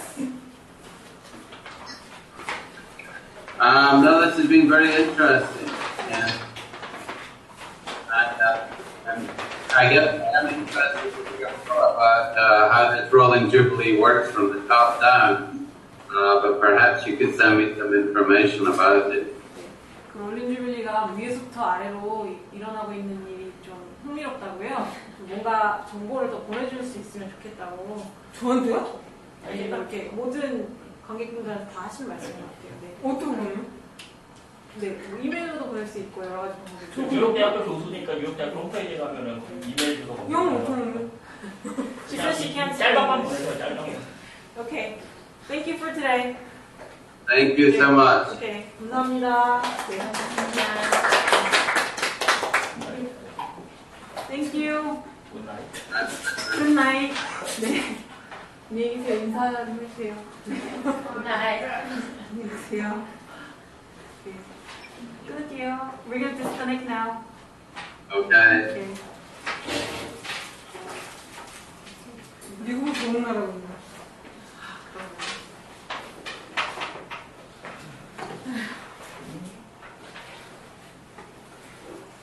수고하셨습니다. 감사합니다.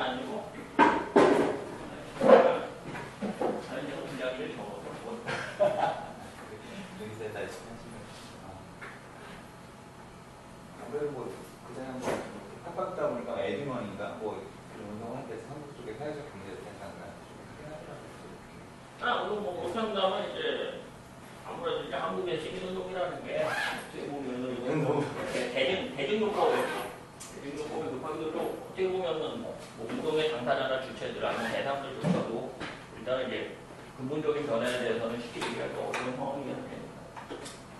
미국도 마찬가지였구나.